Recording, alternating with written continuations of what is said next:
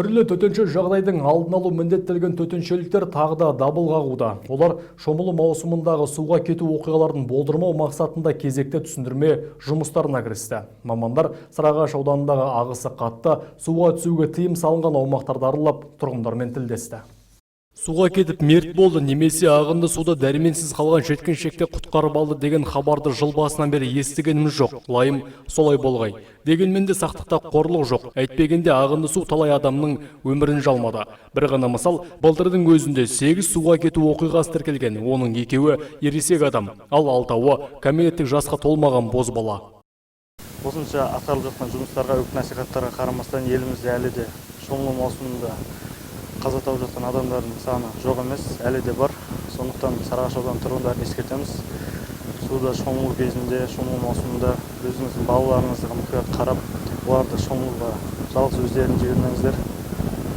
Және де өздеріңіз техникалық қауіпсіздік ережелерін сақтап, ересек адамдар болса суға мас күйінде және де шомылуға болмайтын тыйым салынған жерлерде шомылуға болмайтынын ескертеміз.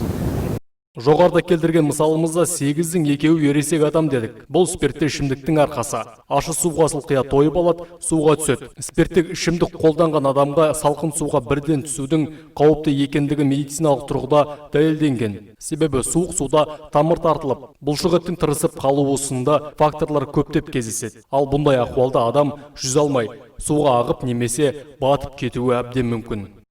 Сарыағаш ауданында былтырғы жылы 8 адам қаза тапқан болса, солардың 6-ы жасөспірімдер, 2-і ересек адамдар болып табылады. Ол 2 ересек адам суға мас күйінде түскені арқылы суға ағып кетіп жатыр. Бұл қайғылы жағдай.